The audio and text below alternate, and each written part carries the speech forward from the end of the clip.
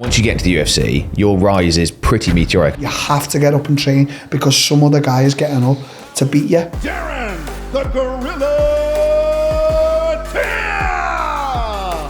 I went on unbeaten till the title. But you didn't quite go over the line. Does that eat at you? That's probably what's been my downfall. They remember my weight cut. What I put myself through, it was like being in a torture chamber. That broke me, that. Never again. Does it ever worry you about damage done? Yeah, it does. A piece of us gets taken away. I think that's the big sacrifice you make. We get to Cambodia. A few times he thought we were going to die. Darren, you've been stabbed. He stuck his fingers in them and he's like slapping me. I felt like there was that light. He must have saved me. Like, there were loads of reports that you'd been sacked. I spoke to the UFC and Dana. I'm suffering bad with injuries and I'm taking stupid fights. He's not your friend. Business is business, and he's a cutthroat guy. Steroids. You said everyone's on them. He's had the advantage over me. You regret being a clean fighter? I think.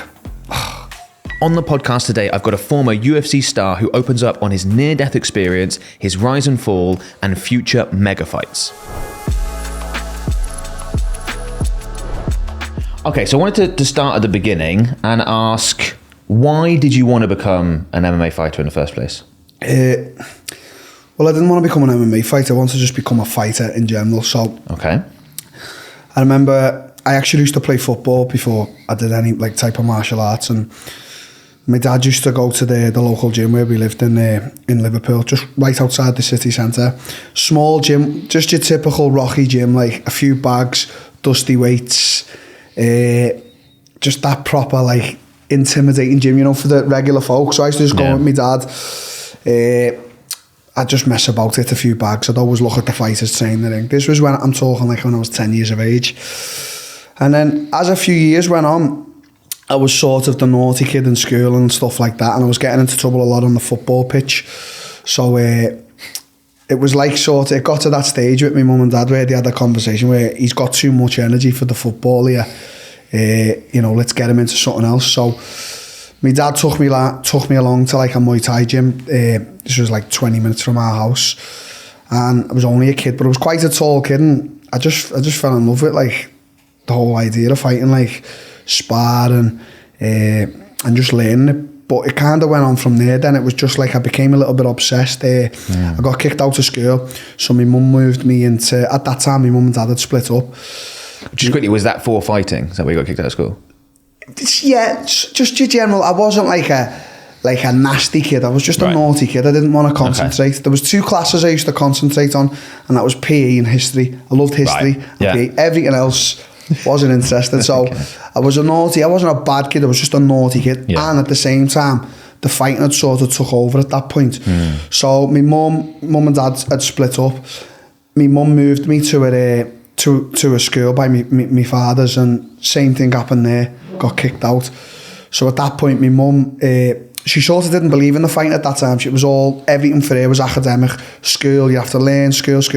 And in my head, I was like, Mum, I didn't say it out loud at that time. I was like, I don't care, I want to fight. So she got me a home tutor. So I started getting home tutored, and it didn't really go to plan. Like, the home tutor would come, I'd be in bed, I'd come down in my blanket, my duvet. So nothing went to plan really, and I was so defiant. It wasn't like I wanted to go out on the streets and smoke weed. I wanted to actually do something, you know, practical. But in my mum's eyes, it was all, as I said, academic. But I started sneaking off to the gym then, like morning and night.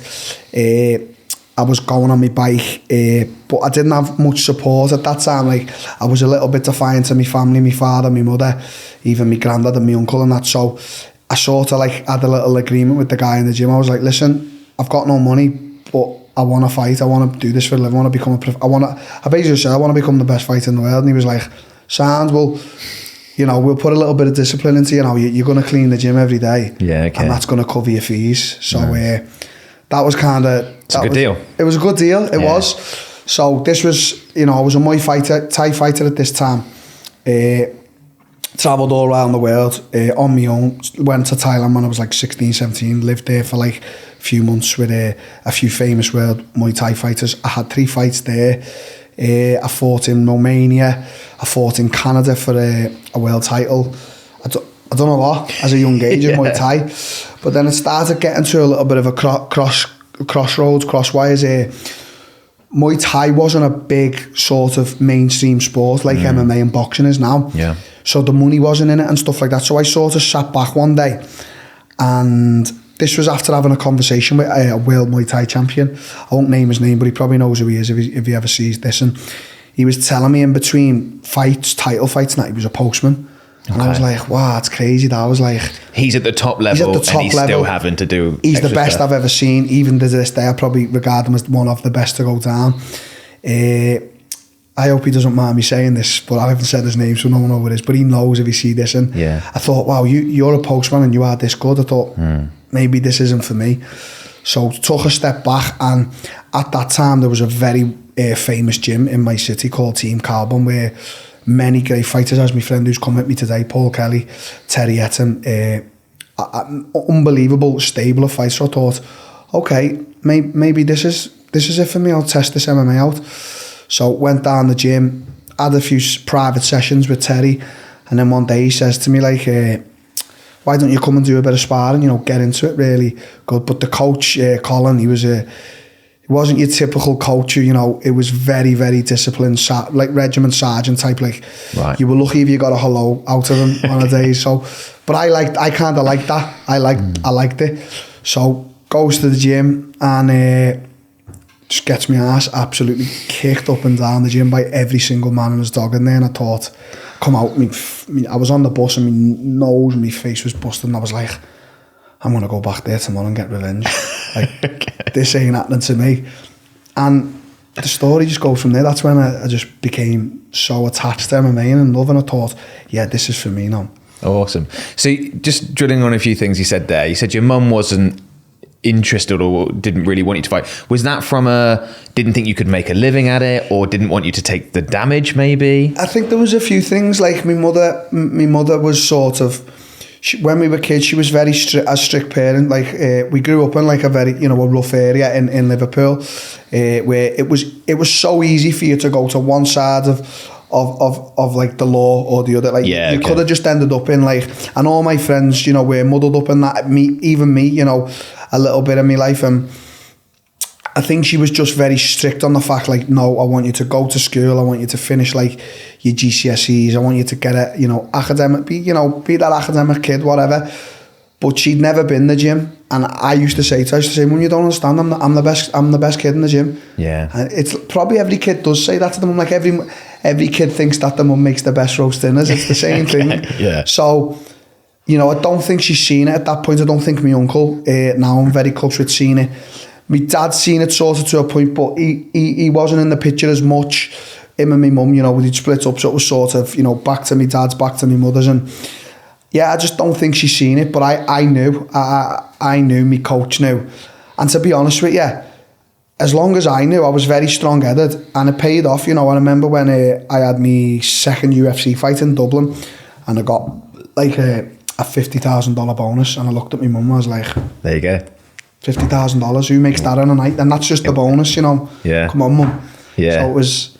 It's funny you said you were sneaking off to the gym. Yeah. Like you think of like teenagers sneaking off to do things. It's not to the gym, is exactly. it? And it's a funny story because they actually, after the home tutoring, they were like, this is not working. This kid does not want to learn, does not want to listen to his home tutor. We're going to put him in there.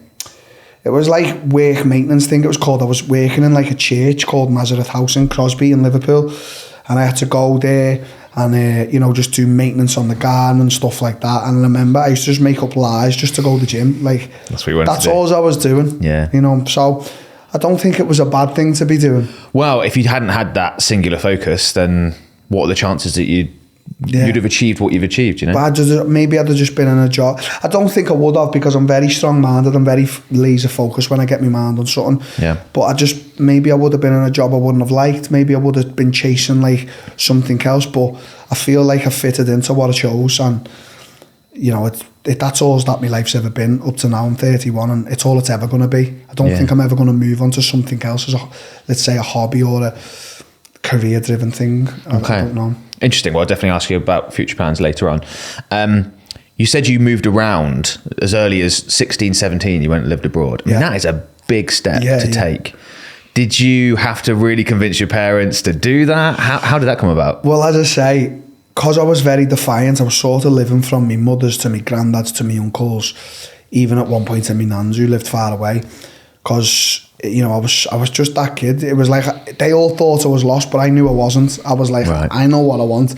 Like, so me and my mum, we'd always get into like the biggest fights ever. Like, we fell out numerous times. Same with my uncle, same with my granddad.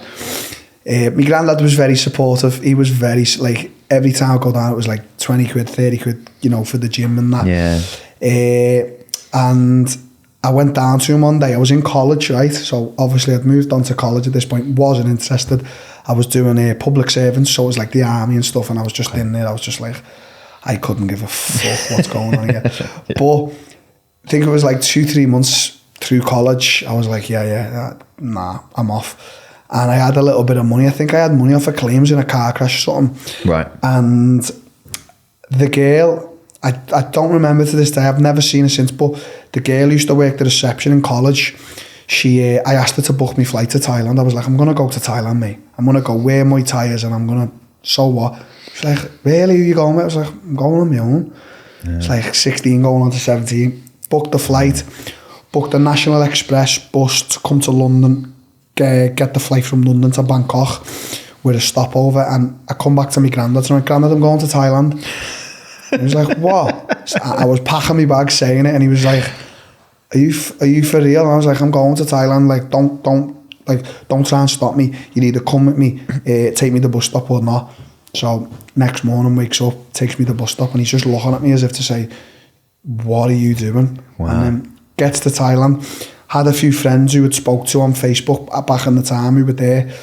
Get set up in this small accommodation about the size of this room. Yeah. And it was just all systems go. I was in the gym morning and night. I was I wanted to fight. I wanted to just spar. I wanted to see the whole of Thailand.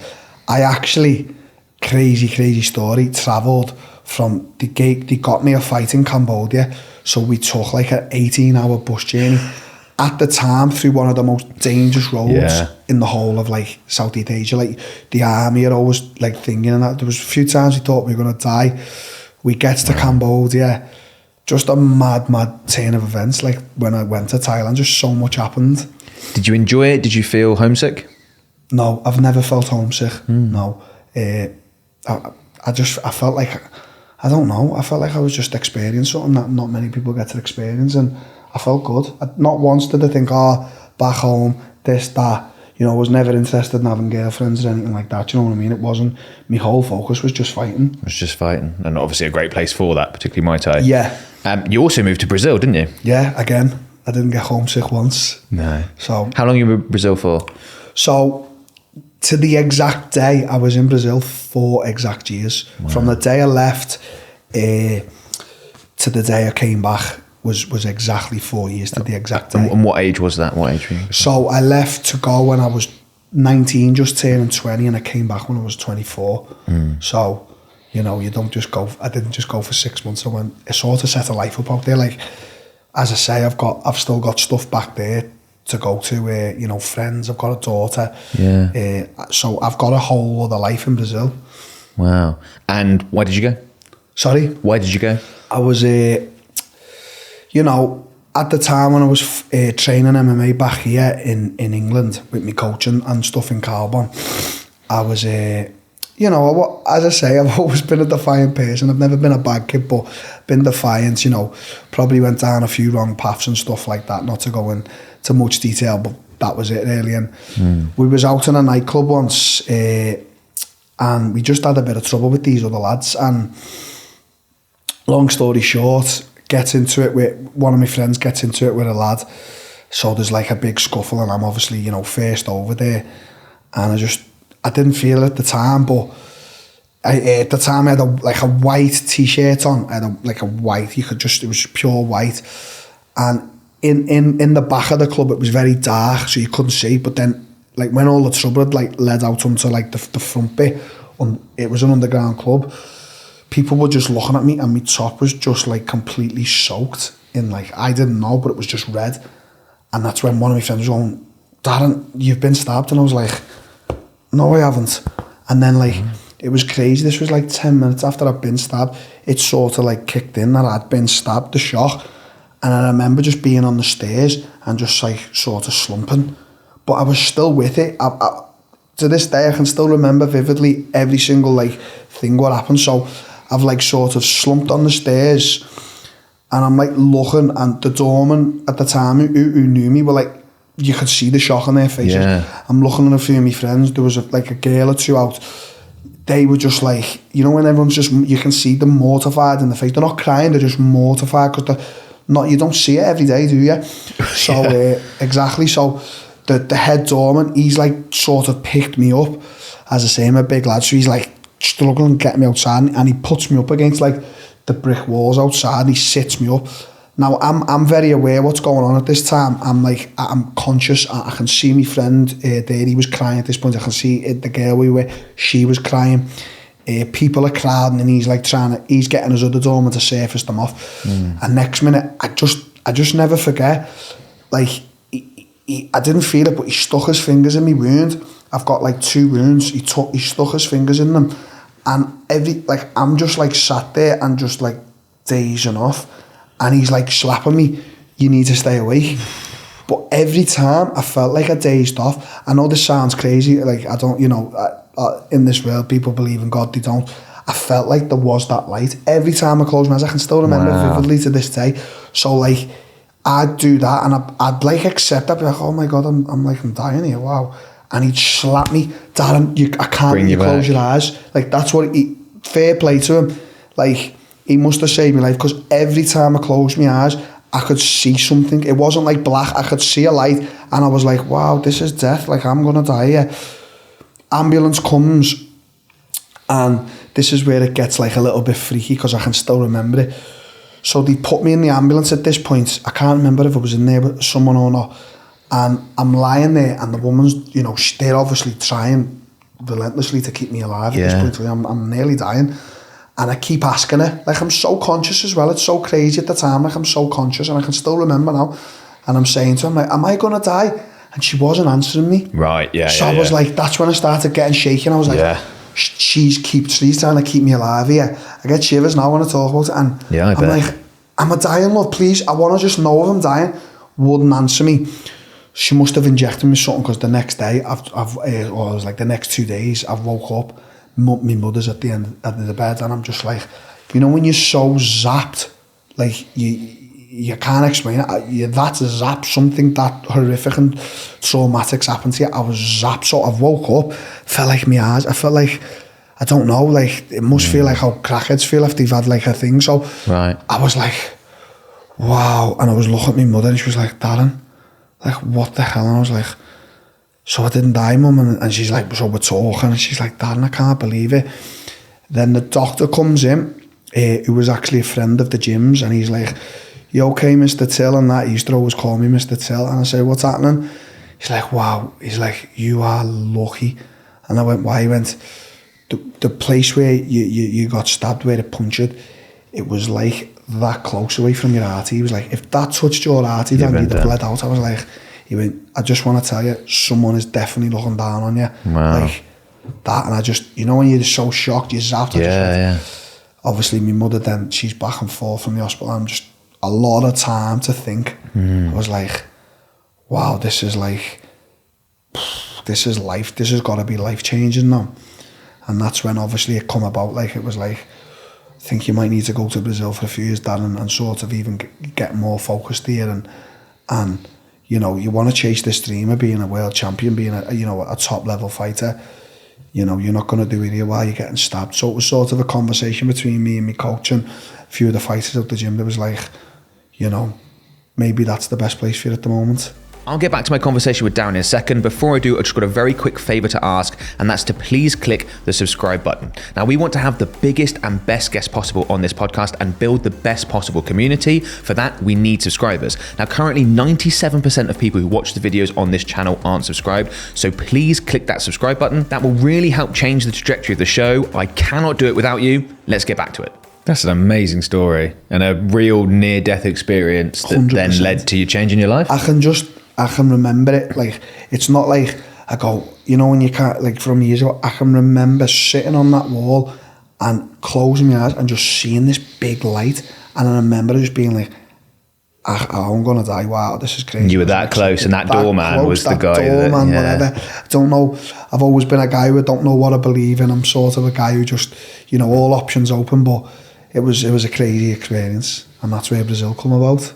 Did you ever find out who stabbed you, and did he ever get prosecuted? Anything come Yeah, out? it was one of them things. It's sort of in Liverpool, they don't really. It just sort of got left. It got left to an extent, but. No, it was just sort of a few weeks after that. I was just on a plane. You didn't want to pursue that. You were like, I just want to go. Yeah, the thing was, at the time, if I was pursuing it, like my coach and a few of the lads at the gym said they were going to like sort it. My coach said he was going to disown me and that. He was like, you know, if you pursue this path you're going down, don't come back to the gym and stuff like that. So they sort of got a grip on me a bit. So, okay. And then before you know it, 3-4 weeks, I'm just looking at sunny, like, favelas, beaches, just girls walking up and down a bikini. I'm like, how am I here now? Like, what's happened here now? Yeah. So what did moving to Brazil do for your career then? Did you see a big improvement in your skill set? Yeah, I've seen a big improvement in my whole, like, I don't know how to say this, like, me look on life. Like, I was in a totally, you know, when we're from England, we like to holiday to like Spain and Europe and America. Like, no one ever goes, I think I'm going to go to the south of Brazil. Like, you know, it's only, you know, your avid travellers who do stuff like that. So 1 minute to the next, here I am in England, and then I'm in the south of Brazil, where not in the city not many people speak English, you know, and it's just like this crazy thing of like, you know, there's a favela there, you know, there's beaches here, it's when I got there the first few weeks, it was so surreal. Like, so as I say, I learned a hell of a lot in terms of even life skills, but just being in the gym, it was just all these kids from utter poverty. Like, not here where we think we have it bad. Like, I'm talking, they're surviving there. They're coming from the favelas. You know, they're in the same clothes every day. They're just fighting for a living. Brazil's a big place as well. You know, they believe in God highly there. You know, it's a big thing out there, church and stuff. So for me, it was like learning in the gym, and then it was like, you know, creating this family within the gym, making new friends who, half the time, we didn't even speak the language. And it was like, I remember going back and forth the gym, and there was a girl who worked on reception, didn't speak a word of the Queens. I was like, she's fit. I was like, she's a good looking girl. I had this little Google book translation, and I just went up one day, I was like, cinema? And she just looked at me like I've got two heads, and she was like, oh yeah, come in. So we ended up like just going out. I thought, this is going to be a rough thing. So what happened as well, because I can speak obviously fluent Portuguese, I'm fluent in Portuguese, I can read, I all self-taught, like to read, write it. I done it all myself, I didn't attend no classes. And the reason I done it is because I used to get quite like annoyed. We'd go to restaurants and stuff like that, and because it was like the south of Brazil, they're not used to many tourists. I'd obviously try and order just a simple thing, and he'd always look at me like, you know, you've got two heads or something. Okay. So I was like, I don't like this. I was like, I don't like the fact that I don't know what they're saying and I can't communicate. So I thought, okay, time for a new challenge here while I'm training. I'm going to learn 5 words every day. I said, don't care what they are, I'm going to do it. So there was a girl who I lived with in an apartment at the time, her and her 2 sisters, and she gave me this old like laptop, and I had a notebook. So I used to just go home, click onto the Wi-Fi every day after the gym, and I'd just do 5 words, and I'd just sit there for like maybe, I don't know, want to exaggerate it, but 1 or 2 hours, and I'd just, these words, write them in the book. So I started doing that, and at the time I was obviously seeing this girl. She was helping me with a few things, and I've got to say, I don't want to blow my own trumpet, but in like 5 or 6 months, I was fully speaking, like, wow, conversations, sentences. It's fast. And on Facebook, every time I would have a fight, I'd always write a big status for everyone back home, and I'd always do it in my own like wording of Portuguese, and people would try and correct me. I say, don't correct me, I want to learn myself. Yeah. And it got to that point where like I learned the slang, I learned to read, write, like fully, and I still haven't lost it to this day. Like I'm fully like, you know. Yeah. When you went and you start training in the gym, are you accepted, or are you seen as like an outsider? The other guy's thinking, what on earth is this guy doing here? I felt like, as I say, I can remember every detail from when I was in Brazil because it was that good. I felt like at the start I was being challenged. I felt like I felt like they were looking at me as like the new meat. Obviously, they're all like half-caste guys. I'm walking in this full white guy, just like, and they sort of look at me like, so what they call foreigners in Brazil, they call them gringos. Yeah. So, you know, they'd make a joke on that gringo. But I remember I used to speak to my coach, and my coach would be like, who's the best in the gym? And I'd be like, oh, so-and-so. I'd be like, make sure he gets it tomorrow. And I'd be like, okay. So it become a rivalry, but it become so much of a rivalry, but so I became so integrated in the family that it was just like love and peace with them. Like me coach, who's still in Brazil now, Marcelo Brigadeiro, and one of my good friends, Omar, they're like sort of, they look after me daughter while I'm not there. Like, you know, she needs money, they pick her up and stuff like. So like I've got basically family there. Yeah, it's amazing. I still speak to them on the regular. They're always asking, you know, about everything. You know, if I wanted to pick up now and go tomorrow, I've got a home there, I've got a car. Yeah. I'm quite well off, and I've always said this. I even said this to like, you know, my family and my girlfriend here. I said like, when I do decide to jack it all in and retire, I'm probably going to do it in Brazil. Nice. I just think it's such a peaceful country. It's just like, I know there's a lot that goes on there and you see in the news, but for where I was living in the mountains. I was looking over the sea, you know. Lovely. I mean, I was seeing like birds you'd never see in your life and stuff like that. Yeah. What an experience. Well, you obviously enjoyed it if you were there 4 years. Yeah. Why did you leave? Well, obviously, there was a reason going there, that it wasn't just to have fun and that. Yeah. So obviously, I'd spoke to me when I'd come to Brazil. When I came to Brazil, I'd had like 12 to 13 fights all around Brazil. Actually, fought in Argentina, Buenos Aires, fought all over.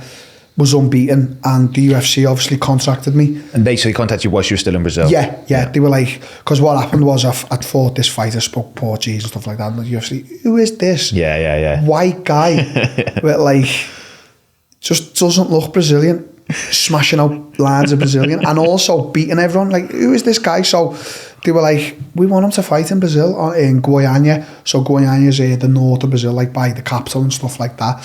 Let's get him down, and obviously, you know, I knocked my opponent on the second round, spoke Portuguese, and it sort of just went on from that. It was like, I had my second fight from Brazil in Dublin Ireland. That was the co-main event on that fight. That's where I got the $50,000 bonus. And then I spoke to my coach and I was like, do you think it's time to come back now and like go to the next level? And he was like, yeah, I do. I think it's time now. And then obviously, you know, I made the return, but like, what can I say? 4 years of just mentalness, craziness. When you were winning those fights in Brazil, are you waiting for the call from the UFC at that time? That's what you're after? That's all I'm thinking. Because I can't imagine those fights paid well. No. The ones pre-UFC. No, even at some points, my coach had to pay the fights. Like listen, Brazil's not even really a country, it's like a continent. There's 230 million people that live there. It's for you to go to one side to the other, it's, you know, it's 25, 30 hours drive, something like that. Yeah. I was fighting on the regular, but it was like you couldn't get fights, you couldn't get shows, so my coach would have to put his hand in his pocket, but it was all an investment, obviously, when you get to the bigger stage. But my whole thing, my whole focus, the reasons I used to be in the gym at 11 o'clock at night is because I just wanted one day my coach to say, Till, you got the call. Yeah. And when I got that, I was like, wow, I've actually done this. Yeah. I've actually said all these years, and then I've actually done it. I was like, I celebrated with my friend there. We had like a glass of wine. I was like, I can't believe I've done this. I was like, how is it even possible?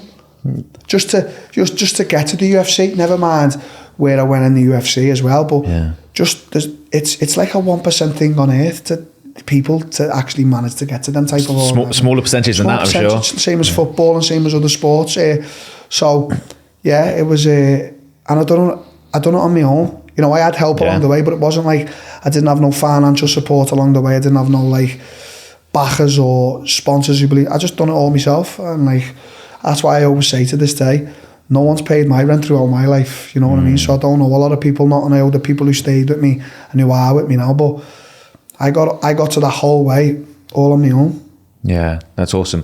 That first UFC fight, were you really nervous? You don't strike me as someone who gets very nervous about things in general, but I don't show it. Like, okay. if you told me there was like 20 guys coming here with guns now, you'd probably think I was dead calm, cool and collected. I can't hide my emotions well. Right.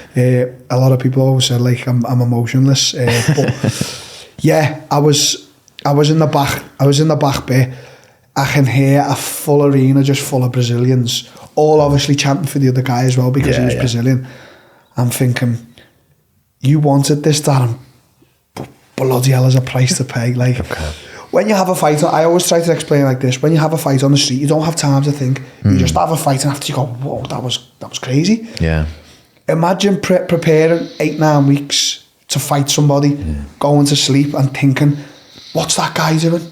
Like, what's he thinking? Like, knowing you have to, you don't have to say, I'm gonna have a day off from him. You have to get up and train because some other guy is getting up to beat you ultimately. So it takes, as I say to you, it takes a lot from you internally. Like, it can zap you at times. And I remember just being in the changing rooms just thinking, you wanted this, Darren, but do you want it? Every fight I've had since, I do the same questions. Yeah. Do you actually want this?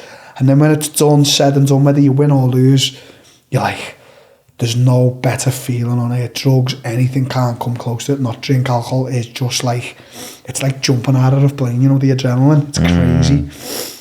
Yeah, I mean, the closest I think I've experienced, and anyone would experience that probably in regular life, might be if you're going to do some sort of public speaking and you're preparing for it. But you can't get punched in the face. Sweaty hands. You can't, like, that's stressful. You think about it, but that's nothing in comparison to the competition that you're about to enter. Yeah, and you know what's crazy?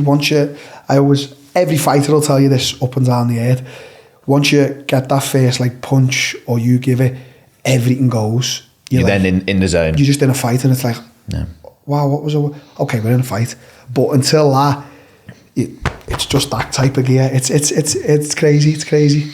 So your rise, once you get into the UFC, your rise is pretty meteoric. I mean, you said your second fight was a co-main event. Yeah. And obviously in part, I guess, because you were so marketable. Yeah. You spoke Portuguese, but I also imagine with an American audience, like, your accent is very interesting to them. Subtitles, I'd have thought, on some of it. They just don't understand. They don't. But that's going to help with the marketability of 100%. You, isn't it? You've got a guy, you know, he's in his 20s. You know, he's got a little bit of a swagger about him. He can speak multiple languages. Yeah. You know, he knows how to speak on the mic. He doesn't mind speaking his mind. You know, he's marketable. He comes from Liverpool in England, where, you know, you speak to Americans, you go, England, they think London, don't they? Yeah. That's all they think. Always. They don't know that Birmingham exists or Liverpool. Yeah. So then they hear a guy, you know, like myself and Paddy and stuff like that, and they go, what is this guy speaking? What's he saying? Like, what's going on? So, yeah, the UFC look and they go, this is a guy we need. So, like, it's the same as I always say the Conor McGregor effect. Like, he come in, he had this like dead strong accent, knew who he was, knew what he was. You know, he's just a marketable guy. Speaks, got the suits, watches. They just look on that, you know, the UFC just look and see dollars. That's what they see. Absolutely. It's a market machine, isn't it? And then both with you, like with Conor, you backed it up. Yeah. Because that's obviously a huge part of it, right? They can't have this marketable guy. If you're losing, there's only so far that's going to go. Well, obviously, I went on unbeaten till the title. Yeah. So I had I think I had 6 or 7 fights unbeaten till the title. Just like beating every guy. Then obviously, you know, I lost the title, but I was the first guy from like Liverpool, you know, to ultimately fight for the title. So win or lose, them accolades, they still stay with you still. Yeah. Do you know what I mean? And on that rise, that must have been incredibly exciting. I remember watching your fights, and they were exciting fights as well. I think that helps in terms of when someone's coming through and you're like, wow, this is really exciting. They want to watch it. Especially when you're selling arenas out. Like, I remember when we sold at Liverpool out. I'd never been to Liverpool, and it was like, it was cool. It was cool. It was like, must have been. It was just, the whole city was just all eyes on the UFC event. It was like, that's all people talked about. And I remember, I knew it was just all talk about me. So I was like, how have I come from like getting stabbed, doing all this madness in not that long a period of time either? Yeah, it wasn't. It wasn't, because from the end of 19 of getting stabbed, you're talking to like 24, 25. That's where it all happened. So I even say now to like people, I say it's been like a bit of a blur as well. It's been like it's all just gone woof, and I haven't actually had time to step back and go, have I done all this, or this been a crazy dream? Like, you see on like social media now, people are talking like we're in a Matrix, and I'm like, am I in the computer game and someone just got me and like doing all that? I don't know, can't figure it out. What was it like for you in regular life? Because you must have gone from someone who could live your life without getting pestered to really famous very quickly. Yeah, well, you know what? I still stay to this day, and people who are around me, they still get shocked by it because I don't treat it like that. Like, you know, if I'm on a night out or if I'm just going regular, there's not many places I've been to where people don't like recognise me. So it's sort of, it just hit me. I think when it hit me was after the Liverpool thing, when it was like, I was going, so me and my friend, we actually acquired a business in Canada. So we had to go to Canada, and at the time we were going through London, Liverpool, and that was getting stopped a lot. But this place in Canada was like a small village. It was called Whistler, and we were going to go skiing as well. And when we got to the village, I swear it was such a small village. And I made a joke to my friend, Carl. I said, at least we won't be getting no pictures here. And I swear, as God strikes me down, 3 minutes later, someone, all right, Darren. And I just looked at him and I went, this can't, what? Surely not here. Yeah. And he like grabbed me and that. And then I remember like we went out to some nightclub there and that, load of people. And Carl went to me, lad, you know what? He's like been my friend since I was a kid. He went, do you know what, lad? He went, I've got to give you credit. He went, fair play. Like, we're in a small village in Canada, and you know, you're getting stopped by people. He went, lad, how do you feel? I went, I actually haven't stepped back yet, Carl, to like go, oh, like this is, I think later on in life, you know, when it stops, because everyone has fame and it goes, it comes and goes. I think I will, you know, when people aren't asking me for votes and that, I think I'll go, oh, you know, like when my kids will look at me like, Dad, you said you were famous. Like, right, okay. I was one day, believe me. I think I will step back and go, oh, I missed this. So that's why when people say, oh, you know, you get pictures with everyone, I try to the best of my ability, because there is probably going to come a time when I'm going to still want that, because there's no better feeling than someone saying, you know, admiring you for your work and go, can I get a picture? It's because they're a big fan of yours, and they're going to show their friends or whoever, look who I met. The era of social media, I'll post that, seen Darren, you know, he's a nice guy. So there's probably going to be a time in 10, 15 years where no one cares who I am. I'm just going to be in my little village like this. And so I think it's nice to just hold on to it now while I've still got it, you know. Do you feel pressure that you always have to be friendly and nice, even if you're in a rush or it's not been been a good day? But I feel pressured that there's always eyes on me, with me, with like me friends, or if I'm in like, you know, public places and stuff like that. I do feel like, oh, there's always eyes on me, so act accordingly. And I don't, you know, I've got a little bit of a wild side to me. I always have. That's why people love me. But you know, act accordingly, like you know, when I'm out, stuff like that. So there's listen, I'm not the most famous guy in the world. I can't imagine what it's like even for Conor and these celebrities and famous actors and stars. They're constantly like, you know, I always look at Kanye like how sort of crazy he's gonna be, but I think the amount of immense pressure, you can't even just go for a stroll, can he really? No. I've still got the beauty of that, the luxury of that, of course. You know, the whole world doesn't know me, so I think for them top ones it's a little bit different for me, but still, you've just got to have, I think you've got to have your wits about you when you're out and about. That's it. Yeah. Do you ever feel like because of your fame, there might be certain things you don't want to do with other people? Like I was talking to someone the other day who feels a bit guilty, they're a famous person, feels a bit guilty about going to weddings or on a stag do, being like, I don't want it to become about me. Yeah. Do you ever feel like that? Not necessarily. Like I seen a story not a while back, and I think it was something to do with like Neymar, and he didn't go somewhere because he didn't want to take the shine off his friend, which, you know, you've got to admire. He's a superstar. He's forever superstar. I'm not at that level. Hopefully one day, maybe win the titles and stuff like. But no, I've been to parties with friends, and I've been to like events, social gatherings where like people give you more attention, but it's like, so what I've noticed is the person you're going for, they love it because it's like, oh, Darren's with me. So it's not a bad thing, but as I say again, going on the top of level, like your Neymars and stuff like that, I can imagine it becomes a bit of a, you know, if they're going to a wedding, you know, everyone's looking at Neymar, which I would be myself. You know, yeah. There's Neymar. So, I think at the higher levels it probably is like that, but I've never really had that as to say. And I'm not, even though, you know, I like going out, like having a good time. I know if there's attention on me, you know, everyone loves attention, but I would never want to be that guy's lad. Just or enjoy the moments, you know what I mean? So, yeah. Okay. Going back to the UFC, you win 6-7 fights on the bounce, you get the title fight. Did you feel ready for it at the time? Yeah and no. I feel like I've had this conversation loads with very close people, my friend who I've brought as well, and I feel like technically I was ready, but I feel like in mature years and just because of like how fast the rise happened, it was just, maybe there was a few like pinpoints that could have just, if I'd waited a year, maybe things could have went different. But I've never been a coulda, woulda, shoulda, or if buts, regrets. I've always been I'm not a guy, it happens for a reason, there's a bigger picture. I'm just a guy that it's happened, I'm not going to have regrets. I went through an experience and that was it. So maybe if I'd waited a year, things could have been different. Maybe that.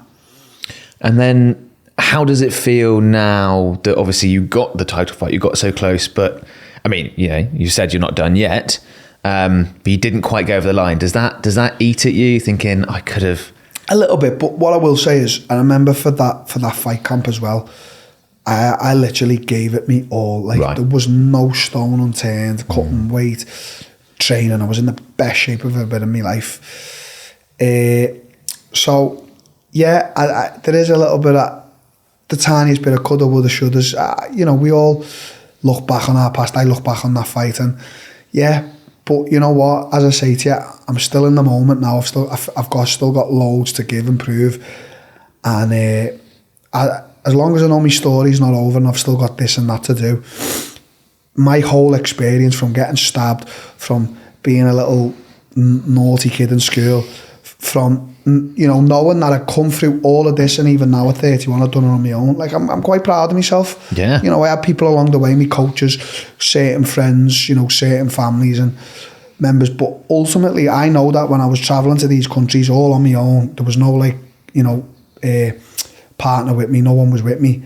That was all me, you know, trying to survive in Brazil with a daughter, but still trying to make it to UFC. I could have just dared them and thought, I've got a daughter now, I need to just take focus there. But I was like, no, okay, well, this is the next level. So there's been a lot. After the title fight, your results weren't as good as they had been before the title fight. Was that because of who you were fighting? Was that a bit of a hangover from the title fight loss? Yeah, I think I had a little bit of a hangover, yeah. I think at that point in my career, the training was getting a little bit much. I was suffering quite a lot with injuries, but I wasn't taking time to sort of like heal and that. So I was rushing into fights. I think I was probably still chasing the title. I was like, no, I can get it right away. Because I guess because you just had a title, and that does often happen, doesn't it? Yeah. Someone loses a title fight, they win a couple of fights, they're back in one. So in my head, I was like, no, I can get this. I feel like if I'd give myself more time, you know, matured a little bit. I'm still suffering now, you know, with injuries. Yeah. You know, I probably could have done things different, but I remember I spoke to the UFC and Dana and his partner Hunter, and I was like, listen, you know, this isn't sort of going to plan at the moment. I'm suffering bad with injuries and I'm taking stupid fights that I shouldn't be taking. And they were like, Till, we'll support you. Like, we still fully believe in you. If you want to come out here for the year, and we'll put you in all our like programs, you know, etc. And I was like, no. I was like, give me time off from the UFC now. And to this day, I think I'm only like of 1, 2 or 3 who they've actually released from a contract. Like, they don't just regularly do that, but I went about it the right ways, the right avenues. I was like, listen, I'm not going to sign with another MMA organisation. I'm going to give me body time. I said, in a few years, I'll be back if you'll have me. And they were like, Till, the door's always open. We think you're a stand-up guy. We love you. You know, you're a great guy for the company. There you go. So, because I remember you said in interviews near the time, this is about a year ago, isn't it? Yeah. Roughly. You said that you'd asked to be released, but there were loads of reports at the time that you'd been cut from the UFC, that you'd been sacked. That must have been frustrating. So that was like what Hunter told me. I was very annoyed. Hunter's Dana's partner. So I'd spoke to him, And then he said it got leaked out of something to do with some algorithm or something like that. And I was like, Hunter, I was like, just do me one favour then. Can you release something just to say that I haven't been cut, that I've asked to be released? And he was like, I'll sort something out. But I remember seeing all the reports and I didn't even reply to one. I was just like, social media wins again. So, but yeah, that was the way it went, and I was happy with the way I was let go. I've still, literally the other day, I was speaking to Hunter about a guy who was asking me to speak to them on behalf of getting in the UFC, and I've still got a great relationship with them. And just as long as I know that door's still open, good for me. So what does the future hold? I remember, again, watching an interview nearer the time when you were released from UFC, you were talking about your knees weren't in great shape and you need some time to fix those. How are they doing, and what's your future plans for fights? So I obviously, I took an extensive, I went and done like extensive research on like stem cell and stuff like that. I'd actually paid quite a substantial amount to like, I tried a lot of different ones actually. I tried one here in London where they take your blood out of your knee, they spin it in a machine, it's like becomes new blood and they pop it back in. So I tried all these like, and it has gotten better. My knees have gotten better. I feel stronger. I've given myself time to get healthy. I haven't just been in the gym every day just going. Yeah. I've had my days off here and there, which I feel's helped. So they're good. I feel good. I'm because I've had like a year and a half off, I'm more than ready to fight. I probably could have fought last year, and I probably could have fought at the start of this year, but the problem is, because when I left UFC, I said I'm not going to sign with another MMA organisation, I'm probably going to try my hand at boxing and stuff like that, because striking's always been like my strong background. A lot of promotions offered, there was a lot of fights offered to me. At one point Logan Paul got offered, Jake Paul, stuff like that, but I just wanted to bide my time, get the best offer for me financially on the best platform.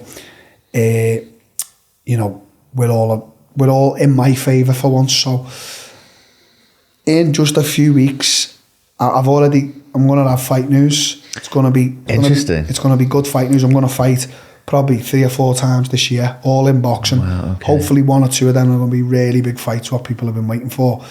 And then that the show on the road with boxing goes. Then I've been in the gym for a year and a half now, in the Rotunda boxing gym with big superstars like Liam Smith, Josh Taylor, and all them are looking forward to it, and I'm more than like ready. It's probably not going to be in England as well. It's going to be somewhere out way. I don't know. Very exciting. Yeah. Is there any details? Can you give any details around? Are these going to be against like influencers, like you mentioned, Logan Paul, Jake Paul? Yeah, or? Influencers, fighters. Like it's going to be a slash, because at the end of the day, it's good. It's good and bad. But if I'm sat here looking at doing a professional boxing fight, let's say getting paid 30, 40 grand for that, and then looking at these influence fights where they're all generating millions, I'm a big name as well. It's a no-brainer to take them types of fights. So they're the fights we're targeting. Your Tommy Furies, your Jake Pauls. Obviously, the biggest fight I want is Mike Perry. Me and him are destined to fight.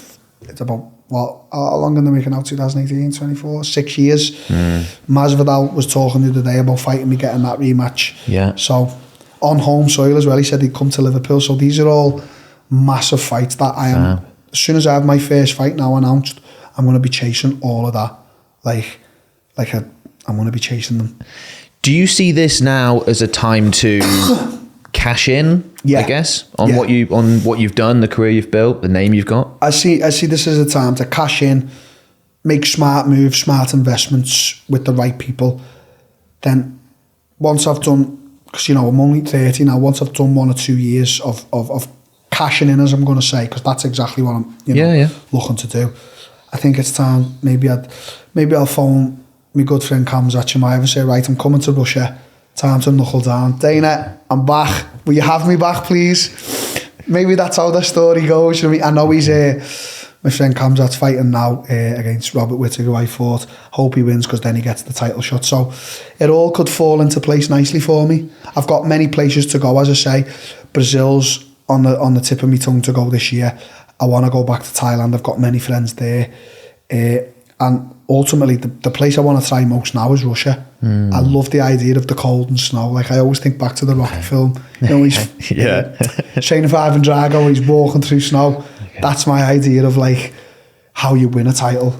So, right, yeah, go through the hardship. You can't go through the easy stuff, can you? Like, England, my gym here is not easy, but sometimes England becomes a little bit easy, like, you know. A bit comfortable. You're quite comfortable. London, Liverpool, we are living in first world, you know, country where it's accessible. It's easy to go and rent a car and finance a car and look rich and stuff, whereas Russia doesn't seem that way to me. Russia seems like it's nitty gritty. They all come from, like, hard, cold, you know, places, like so. And it doesn't put you off going there. What's been going on geopolitically with Ukraine and things recently? Yeah, a little bit. Yeah, I don't want to be getting caught in the crossfire of that. But I mean, the places I'm talking about, you're talking out far west, like out of mountains where you know there's no they don't even know what politics are there. Right. It's like it's very like Spartan training camp environment. That's what I always say this to my friend who I've brought along as well. I always say I like to try and keep that Spartan mentality, like that. You know, nothing can get to you, nothing in your personal life or in the gym. That's probably what's been my downfall most of the times. Like, I've never let injuries interfere. I've always brushed them off, and at times never even talked about them. Whereas the maturity in me now is like, okay, Till, you know, take care of this. But just that mentality of Spartan. Like, I've got a lot of Russian close friends, and just the way they've been in Russia, you know, they eat a certain food. It's bland, they don't care. Yep. They train the same way, they wake up the same way. They don't care if you've got Dior or whatever. They're not interested in what your car looks like. They just want to get in the gym as a family, and they just want to be the best they can be. Very religious people, very, very disciplined. So in my head, that's the type of people to be around when you're chasing greatness, and you want to be a good fighter. Yeah, it makes a lot of sense. I think, you know, those stereotypes as they were, but there's obviously some truth to it in what you're saying. They've been used in films and TV shows because that does appeal to people. They get it. They get the idea of this is what it takes to be great. They all have the same haircut. Why? Because they don't care. They all wear the same clothes. They don't care. They're not bothered to learn English because they just don't care. They just want to, the guys I know, they just want to wrestle and fight. And I've been around them now, you know, 2 or 3 years. They're good guys. And as I say, one thing I've took away from a lot of them is they're very disciplined people. Like they're very religious. They're very, you know, they believe in what they believe in. Discipline's a big part of their life. So in anything you need discipline. So boxing is the immediate future, but you're not closing the door on going back to MMA and the UFC. What weight, you were able to say what weight you're going to be fighting at boxing wise? So obviously in the UFC, I fought at 170, then I fought at 185. This now is like a crossroads between doing maybe 180, 190. Okay. So still around the same weight, but obviously that little bit of extra weight as well, like, keeps you healthy, doesn't drain you too much. And 170 like must have been one hell of a weight cut. I don't know if you've ever seen, but if you've got time today, that's all anytime I ever see any fans and that as well, that's what a lot of people speak to me about. They remember my weight cut from Liverpool. Yeah, I and remember. It was at the time it was documented, so it was powered and sponsored by Paddy Power. And the mistake, what happened, that was never meant to be put out, but the guy filming sent it to them, you know, obviously not to be put out, and they put it out thinking, views and stuff like that. Not bad, never felt nothing, but it was sort of like it shouldn't have never been put out. It was like what I put myself through leading up to them weeks, and then what I put myself through for that fight. For that weight cut, it was like I was on the treadmill and I was going completely blind. I couldn't see past, fell in the sauna, like no food or drink for the past 36 hours, still having to cut weight. I remember just picking my skin and I was going, it's just loose. There's no sweat. No sweat. I see. No sweat, it's loose. Nothing can come out. Like, and I was in there like touching on 30 minutes and I was just looking at everyone going. I didn't even want food at that point. I just wanted the tiniest sip of water. Yeah. And it was like being in a torture chamber, you know? I was like, you can't have it. And then ultimately I was like, I remember after that fight, that's why maybe that played into the title fight about, I was like, I didn't say it out loud, but I remember thinking, that broke me, that took a piece of my soul. I remember sitting at home with my girlfriend and we was eating, we went through a phase of eating like peanut M&Ms. I was eating these peanut M&Ms and then I went, you just don't I said to her, you don't understand how much I appreciate these M&Ms. And she was like, what do you mean? I said, like, you just think you have food and it's all good and well. Like, you and the baby are eating food. I was like, you don't know. And she was like, why are you starting? And I was like, because these are just absolutely phenomenal. I was like, how am I degrading me, depriving myself of this? And that's when I thought in my own head, I was like, I've took a piece of my soul here. And even now when I think of like weight cuts like that, it gives me such a scare, because you're putting your body through so... Recently that they've tried to change it, like, people have actually died on weight cuts, like, that's how rigorous it is. You can't actually explain it until someone's done it. Do you know what I mean? So never again, never ever. Do you think you shouldn't have been fighting at 170 pounds? Not at that point, because as I say, when I look back now, going from 19 to 20 to 21, I made a big change in my body. Like, I wasn't just that kid who was just, I was lifting weights, and from one day to the next, I just went massive, looked on the scales, like, wow, my weight's huge. But again, me being me, didn't tell anyone, was like, no, I can get through it. I can hide this from people. And when it got past, like, fighting in Dublin, fighting in Amsterdam, fighting in Sweden, fighting in Poland against Cowboy, then Liverpool, after, like, sort of fighting Cowboy and Wonderboy, it was sort of like, I'm going to kill myself. I'm taking a piece of my soul. And everyone knew it. Everyone in the UFC was like, Till's cutting too much weight. Too big. It was like... You were talked about as so big for the weight class. So big, and all the staff, they all knew it as well. I remember there used to be whispers around, like, the officers, and that, they were like, Till's cutting too much weight. Yeah. Like, we all know it. Yeah. No one's saying it. No one will say it to him. And I was like, I knew myself. Did you feel like you had an advantage when you did then step in to fight? I'm bigger than this guy. I felt strong, yeah. But this is the problem. It was like, it was a catch-21 on a 50-50, because I felt strong, but I took so much fluid and so much weight off me to then regain it quickly. Whereas going into the later rounds, it took a lot from me. Yeah, like, I bet. I was tired, so it was good and it was bad. Whereas if I was just cutting little bits of weight, I'd still had that strength the next day. Because obviously, I don't know what people know, but when you cut weight, you take a lot of water from your brain, so the fluid can't exactly go back straight away. So it was an advantage, but a disadvantage. At the end, it was just a total disadvantage. Yeah. I mean, like, meeting you in person, the idea, like, I'm about 180 pounds and you are a significantly larger man than me. And I'm fighting at 180 now. 180 is a comfortable weight, but 180 is comfortable still. But what do you weigh now? Like, so what now do you I'm walk around probably at? about 205, 210, which is easy work for the 180 limit. But the problem with me is if I have a week off from the gym or whatever, I just go huge. Like, okay. I've just got that. Like, anyone who knows my dad is just a ginormous man. Like, right.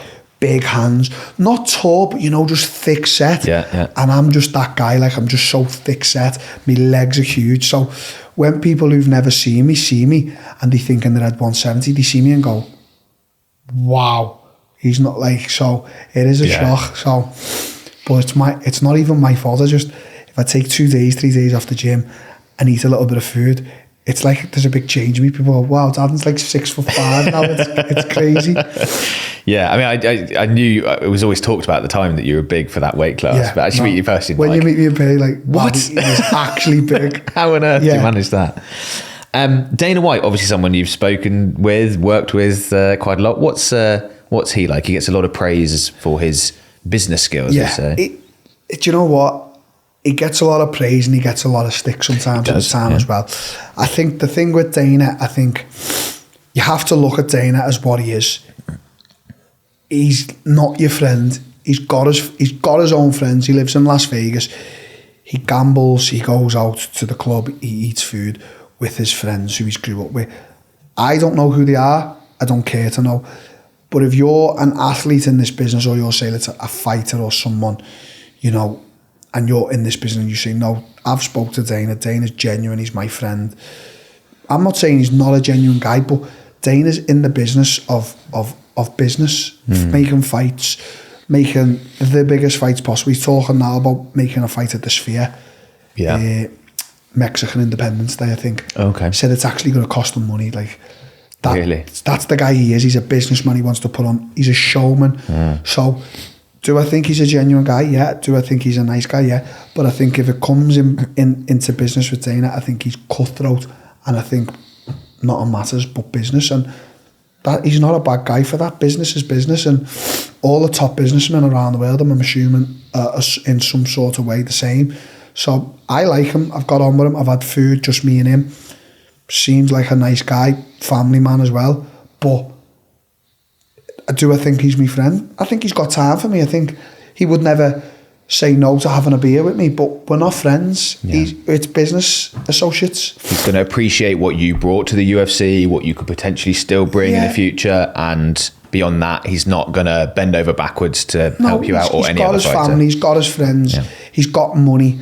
What does he need Darren Till in his life? Unless it was one of them things where he thinks I'm just the best company on earth, you know. But ultimately, he's still got to keep that strict business relationship between fighter and as I say, you know, president of the UFC. So I don't knock him for the way he is. I don't knock him for the way he's been.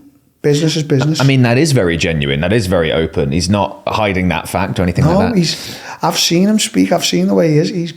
He's a cutthroat guy. He really is. A lot of fighters that have left the UFC, whether they've been cut or, you know, retired or whatever, moved on, have been quite critical of the UFC and said they should be doing this and doing more for fighters. What do you think about that? I think, again, it's a 50-50 because people talk about the pay gap in obviously boxing and UFC, and it is massive at the top. You know, you look at a guy like Canelo, he's getting 35 million a fight. Yeah. You look at a guy like John Jones, probably only ever had maximum 3-4 million, something like that, which is still a substantial amount. But what doesn't come with the boxing comes with the UFC, like fight week and facilities and medicals and stuff like that. That all comes with the UFC. So we have a fight centre in Vegas that we can train at. We actually have one now in Beijing, is it, China, and they just opened one in Mexico. There's a gym here in London, not that big, but it's in Nottingham. Fight week, the way you get treated, you get all your food, you've got a team running around backwards for you. You don't necessarily get that in boxing. So what's lacking in boxing and lacking in the UFC makes up for in both. So, but if I had to say, I think in my own personal opinion, I think there should be a little bit of a better pay structure in the UFC. We should be paid a little bit better. So UFC's only been around, you know, now since the 90s, the 2000s, they started becoming really big. Maybe in another 20, 30 years, it will be at that. Boxing's been around, like, you know, 1920s before that, stuff like that. So I think boxing's just ahead of the curve in terms of it's been around longer. Maybe UFC might just get to that. And Dana's smart, he knows how to do it, you know. But if I had to be critical, which I don't like being critical, I'd say pay gap between boxing and UFC is too big. We need to close that gap and get the UFC fighters paid a little bit better. Would you change the structure of the pay as well? Because obviously there's been a lot of controversy over the years around sponsorship pay being changed and show money versus win money and things like that. Yeah, the problem you've got is that the UFC have got a structure in place now where Venom is the main sponsor of the UFC, and I think Monster and stuff like that, where they pay the UFC an amount and the UFC will like sort of divvy it away. The fighters don't get a hell of a lot of that, but I know in the past when I've been fighting, I've had massive offers of sponsorship, you know, to go on shorts and in the cage, where I've had to turn it down because Venom and that are there. So that's the only thing I'd say where it's been a bit annoying. Like this was in the past. This was like a construction company. They were actually in Dubai. They were a friend of a friend, and they were like, you know, we want to pay Till this much. And I was like, what? Wow. For this UFC? But we want to be on the shorts. We're making a big bang. And I was saying to my friend, I was like, is there no way around this? Like, I can't put them on my shorts. Yeah. And he was like, no, they want to be in the cage. Like, this is what they're doing. And it was like, I had to turn the offer down. So that left a little bit of a bitterness in my mouth.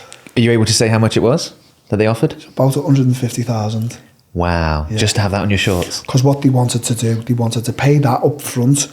They wanted to have it as like a yearly thing where they'd renegotiate in a year's time. Because they were like, if he does 2 fights, 3 fights, we'll be on the shorts. They actually wanted to negotiate to do other business deals in Dubai and stuff like that. And I was just thinking, right, UFC pay 150 grand on top. Like, I need to do this. And then, you know, the cherry got cracked. It was like, there was no way around it. There was no way speaking to the UFC, because they have that deal in place. They signed that contract with Venom where it's all fighters in Venom. You know, there's no if, buts, maybes. It's you're in Venom, in Monster. The shoes, I think, were Reebok, and it was just one of them. I just had to turn the deal down. Do you remember what you got sort of instead of that deal through the sponsorship that the UFC had arranged? Well, I think I was main event at the time, so I think like Venom were paying like per fighter main event something like $20,000, something like that. Right. Which, you know, I'm not gonna turn my nose about. But it's a lot less than what you could have had. It's a lot less, and I know on the back of that, you know, at the time I had my socials, my Instagram had like 1.8 million at the time. My Twitter's always like been banging. I was big on like a lot of followers on Facebook as well. And it was like I could have probably gathered 3 or 4 more sponsors as well, like to a good amount. So I could have walked away just off sponsorship with like, I don't know, 300, 400,000. Wow. That's just sponsorship. Yeah. So I know I could have gained that. I had a lot of strong business associates around me who were like, Till, we can get this, we can get that. So yeah, that's, if I could be critical, which I don't like being so critical. It would be along that side. Along that side, yeah. Do you remember what your biggest payday was at the UFC? I think it might have been for my title fight, like 354, something like that. Okay. Around that. 350, I think it was, plus sponsorship for the Reebok at the time and other little things you get. So yeah, I made a good chunk. Yeah. But I imagine you would, given the name that you've got, you're now looking at the boxing options, particularly potentially influencer fights, thinking the purse can be a lot higher. I'm just thinking millions and business and watches and cars. So yeah, it's time to sort of take advantage of my name, who I am, what I've been, what I am, and get these big fights. Why not? If everyone else can do it, why can't I do it? Do you think that the influencer fights hurt the sport of boxing or combat sports in general? I think they do. Okay. And I think to a little bit of an extent they don't. You know, the Jake Paul, Mike Tyson fight at the moment is for me a little bit, only because growing up every guy loved Mike Tyson. He was this ferocious, went to jail, crazy lunatic, and now he's 60, he can't really walk. He's addicted to smoking weed and taking mushrooms for his own mental stature. You know, you can see he's been through a lot. He lost his daughter when he was young himself. So, you know, I don't knock all that, but it's like, I do feel like he's gonna go in there and get beat by a guy like Jake Paul. For me, it's gonna hurt a little bit as a fan. You know, is it gonna bring a lot of eyes? Yeah, it will. Will it generate a lot of money? Yeah, it will. But that's the side that sort of hurts it. You know, let's say I'm a real fighter. Tommy Fury's come from like a boxing background and his family. You know, I speak to his brother Tyson. Me and Tommy to fight, it's not really an influencer, it is, but you know, we're both real fighters. Jake Paul, he's become a real fighter. I think he's. I was going to say, because that would be the argument made, that he's become a real fighter. He definitely has. He definitely trains like a fighter. Like, you know, it's not hard to see he's putting work and he's in shape. And had some results as well. Had some results. He is getting better. Do I think he's good? He's okay. He's okay, that's it, he's okay. But you've got a guy, as I say, Mike Tyson. Mike Tyson can barely walk right now. He can barely walk, it's a true story. So you're very confident it will go that way? I feel like Jake Paul will beat him. And if Mike beats Jake, it can only be good for the sport. So I don't know. I think I see it being as an exhibition and just sort of a, Jake is a fan of Mike and just wants to fight him and say he fought him. I don't even think he cares if he beats him, even though it's going to be the whole thing. I beat Mike Tyson. Don't be saying you beat Mike Tyson. Please, for the love of God. Yeah, it's a very different situation now than 100%. Do you look at a fight for yourself with a Jake Paul, for example, as an easy win given your skill set? No, and it's one thing. I've always really trained really hard and focused really hard, because I don't think in life you can underestimate anyone. Everyone's fully capable and anyone's got that chance. I think he's improved a lot. I think he's, looks strong. He's obviously got a powerful right hand, but I think 10 weeks, 11 weeks, me in the gym, being as ferocious as I know I can be, I do think I can, easily beat him, but as I say, you can never underestimate anyone. He's been fighting and he's been winning and he's been doing really well. He's got It's got a lot behind him as well. It means a lot when you've got money and you don't have to think about training. You can get the best dietitians, the best, let's say, steroids, because everyone takes them in the world. And that means a lot, a hell of a lot to, as I said to you before, a guy who's just in the favelas and is just trying to survive. Jake Paul is literally, he's got it all. You know, he can literally have breakfast brought to him in bed every day if he wants. He's got that money. He can pay someone to do that. It means a lot. You mentioned steroids, something I wanted to ask you about. You said everyone's on them. Do you feel it's like so many fighters are taking stuff? Is it a problem in the fight game? I feel like when I was in the UFC, I definitely should have ventured into the world of seeing how it's done and it's not. Because right now, when I step back and look at some of the physiques in the UFC, I think, you had the advantage over me. Right. You had the advantage over a lot of people. Like Mike Bisping speaks openly about it. I've heard and I've looked into and know there's ways around to do it. So one regret I have actually got being in the UFC is probably not looking into... So you regret being a clean fighter? I don't, because it was always a big thing about me. I always shouted it out loud. I had 25 clean tests in the USADA. But I look at some of these guys now in the UFC and I think, you're just not clean. Okay. I know you're not clean. Some of them have been flagged up. So that must be frustrating. I feel like they had an unfair advantage. It's obviously, I can't sit here now with a lie to take the test or and prove it 100%. But it's what you think. Whoever's in the know knows. It's a little bit. It does become a little bit frustrating, yeah. So I don't know. Maybe that's. Were you offered stuff? Is that a common? No, never. No, not in my gym. Not by anything. That was never the thing. It was no. But then when you're in the UFC, I didn't see it as much. But then stepping out now, I look at some certain fighters, and I'm just like, your body. There's no way. Right. There's no way. I don't want to accuse people as well, but I even look at the types of your Anthony Joshua's and that. I think, wow, you look so strong. Maybe it's just that genetic thing, but you look like a bodybuilder, and from the training, you're not training like a bodybuilder. So and I think what's going on there? Yeah, sometimes I don't want to be saying any accusations. I don't want. Yeah, of course. I don't want to bump into that Anthony Joshua. Said you call me a steroids, but I think there's a lot of people, what a lot of people do, and I don't know. I haven't got 100% proof, but you sort of can look and go, Do you think more needs to be done on the testing side of things? UFC's always saying that we have the best testing in the industry. They did. The UFC compared to boxing definitely did have the best testing. They could just turn up at your house at 6 o'clock in the morning and test you. They definitely did have the best testing. But, as I say, there's ways and means around everything, in it. There's ways and means. So, as much as the UFC have got the best testing, and boxing have got some testing, to an extent, there's ways and means around everything. Look at the Russian Olympic team way back when they all got flagged up, and do you know what I mean? I have heard some people make the argument that we should go the other way, just let people take whatever they want. Just let everyone turn into the Incredible Hulk and just let me go 2 sizes even bigger and just. I mean, what do you think about that? I mean, the problem you've got is when you're a fighter, when you're an MMA fighter and you're putting your body through all that types of traumatic training, MMA, grappling, your jiu-jitsu, lifting weights, stuff like that. The injuries, there's just every day. So when you start on your Monday, by Wednesday, you're waking up and you're just in a slump, you're just broken.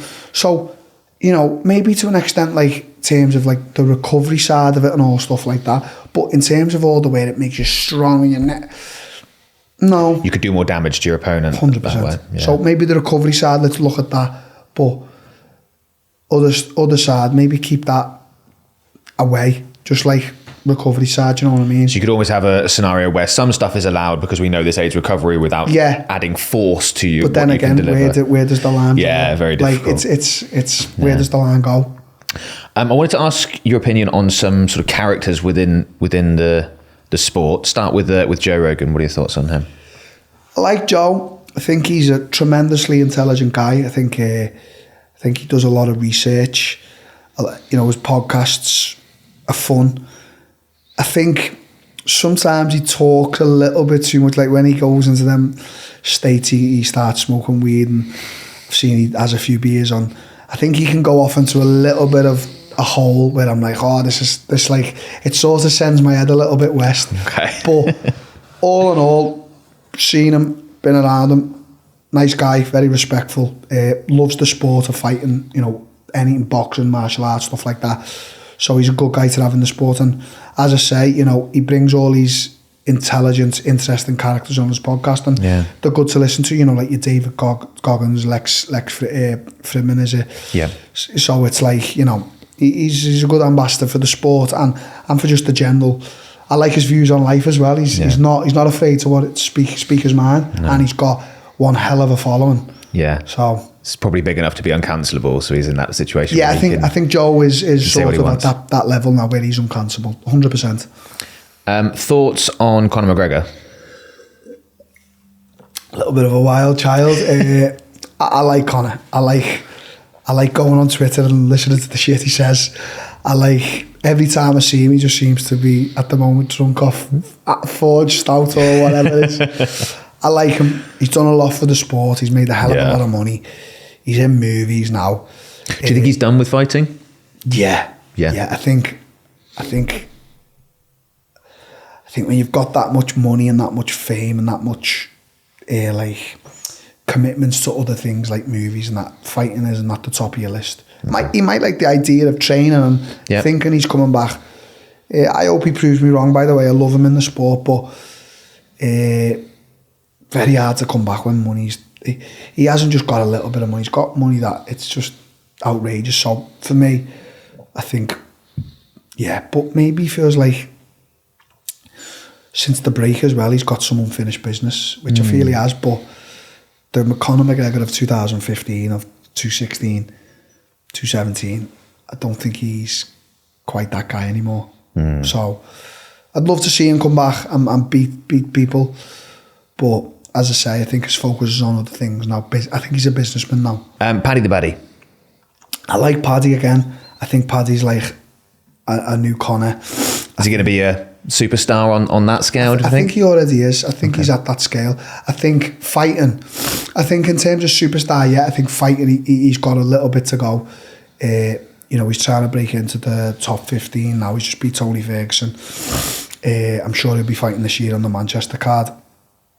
I think if his path is sort of directed in the right way, he can make a go at getting to the title. So I think he's got a little bit to go. I think if I was to give him advice, I'd maybe venture out and, you know, do a few camps in America, maybe even Brazil. Right. You know, get some, you know, more skills, stuff like that. Thailand would be a good place as well. Striking in Thailand's phenomenal. So I think he's on his way. I just think his career needs to be directed in the right way. He's someone who's got that marketability as 100%. Well, doesn't he? It's gonna, if he can keep it going, it's like everyone said about Conor and with you as well. They've got this marketability. Can they keep it going to back it up within I think he will. I think he will back it up. Yeah. Okay. Tom Aspinall, what's his ceiling? I was just literally talking about 2 hours ago. He's special guy. I don't see anyone in the next 5 years beating him. Wow. I just think he's that good. I've obviously... Which would be unheard of at that weight class. I just think I've trained with him, and he's just so good. He's just so fluent. He's just so clever. And what I've noticed about him recently, he's very explosive. I think John Jones is at his end now. I think this is the time to get him. It'd be a really good way to propel yourself to that another level as well by taking out such a big name. Yeah, because he hasn't had like quite the thing like Paddy and stuff like that. He's a very reserved guy, Tom. Seems very calm. He is calm, collected, very just an ordinary guy. But in terms of fighting, I don't see him getting beat anytime soon. I really don't. I think he's only getting better. So it's going to be very interesting to see his journey. Wow. Who's the greatest MMA fighter of all time? John Jones. Okay, interesting. John Jones. I can't deny it. I can't. His accolades and his opponents, going through them. I'm going to try and compare them to GSP and your Anderson Silvas and maybe Demetrius Johnson. I don't want to really put Khabib in that talk. I think Khabib is one of the best fighters, of all time. I think he's great, but I think in terms of like the GOAT. I don't think he quite reached it. I think he retired. Just didn't do it long enough. Didn't do it long enough. Yeah. Obviously, very specific reasons why. His father, he wasn't the same guy when his father passed away, which, God rest his soul, you can see why. But when I put accolades and opponents next to each other, GSP does come there. Demetrius Johnson does. Anderson Silva does. You could even make the argument for Israel Adesanya, but then John Jones was just making guys in the cage, leaving them for dead, walking away. Very young as well. Very young, and also you have to take into account. He wasn't doing it all. Like he was partying. Famously so. Weeks before fights, partying. Yeah. Off his head. Doing this, doing that, gambling, and then just going in there to massive, huge pay-per-view fights against strong competitors and just doing that to them. And so I think when we take all that into account, we have to go, yeah, he's the GOAT. It's going to be hard before someone comes along and takes it from him. Do you think to be right at the top, you need to have that wild side to your personality you described? You've got it, and like Conor, for example. Yeah. You've got to not be the full shilling. You've got to, okay. You've got to I don't know what it is. I can't even put my hand on it. Some are more loose than others, but you've just got to have that little bit of thing in you. It's like football players. You look at them like they're so reserved, calm, cool, professional. It's a different thing. And then you just look at them in fighters. It's just like the circus. It's like the circus. So yeah, I think you've got to have that little switch. And John has definitely got it. Yeah, I don't think anyone's going to come along in the next 20, 30 years and even come close to his reign. You mentioned Israel Adesanya. What do you think the future for him is going to be? Is he going to retire, do you think? I think he'll come back. Okay. I think he's had a good reign. I think if he comes back and wins again as well, it'd be great. But his reign's been phenomenal. It's been a pleasure to watch. I want to ask you about the Sean Strickland sparring with the streamer Sneeko. Did you see the clip of that? What do you think of that? Probably wouldn't be something I'd do. Yeah. Tough watch. Tough watch, yeah. I didn't really like watching it. Sneeko, got to give him his credits and his dues. Absolute balls of steel for getting in there with a world champion at the time, Sean Strickland. And Sean's a mad guy. I've sparred Sean loads. He's not your normal guy. Yeah.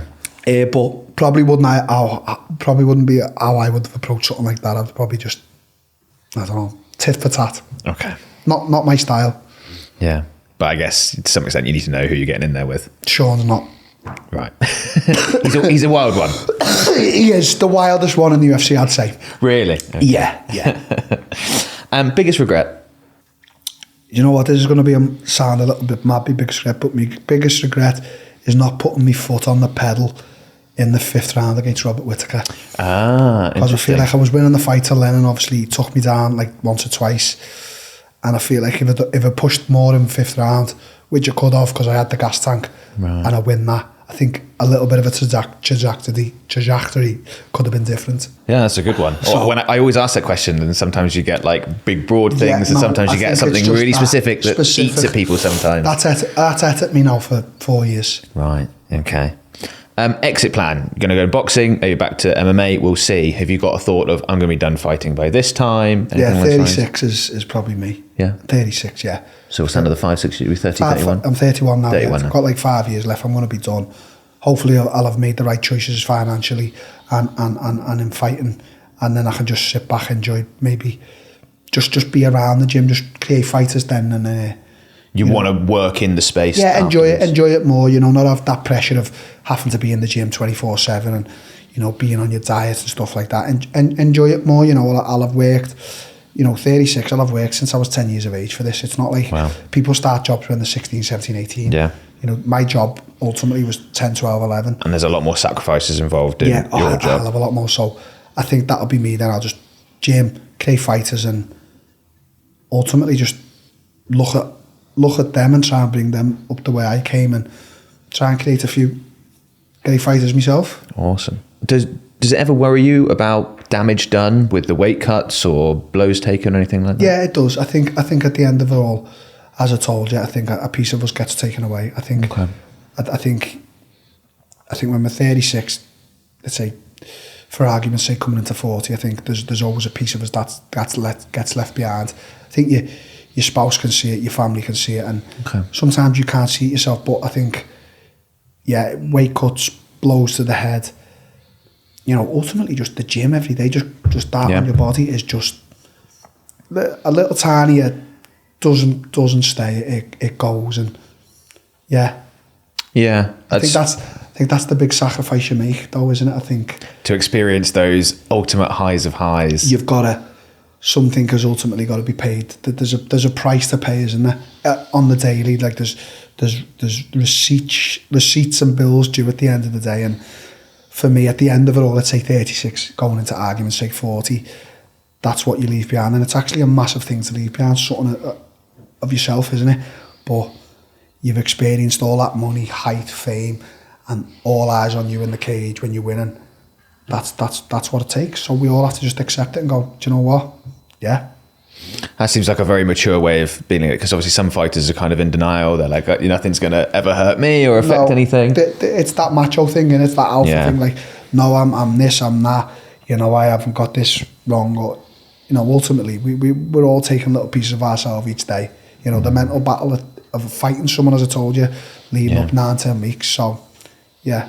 So where you're at now, you said in a couple of weeks there'll be announcements. We'll try and get this, edited and published and out there about probably similar timings would be great, maybe just before. Are you just super excited now? Are you in that place? I can't wait now, I feel ready. I can't wait to jump into camp and really get that focus back. Even though I've had it, but there's a difference between being focused in camp and out of camp. I enjoy all that as well. I enjoy the fruits of the hard work. Do you know what I mean? Fab. Well, I'm super excited to hear about that. Really appreciate you taking the time to speak with me and being so open and honest. Great stories. Spoke a lot. Yeah, which is fab. Anywhere you want to send people or mention people to check out anything? I know you've got business interests and things on those lines. Yeah, obviously, I've been today in my block asset. That's our fight crypto company, but we're obviously getting involved in fighting in a big way. So, shout out to them. We're going to make big waves, hopefully, especially when crypto goes back up, not down. But it's been doing well just recently, isn't it? It's done a little spike, but it's like it spikes, and I think people I've spoke to and they know I'm not so knowledgeable. They're saying next year, so hopefully. We'll see. Fab. Well, thanks, Darren. Thanks a lot. Thank you. I really enjoyed my conversation with Darren. This has been one of my favourite podcast episodes so far. But what did you think? Let me know in the comments below. If you want to watch my full podcast with boxing royalty Ricky Hatton, you can do so right here. But before you get out of here, like, subscribe, and hit the bell.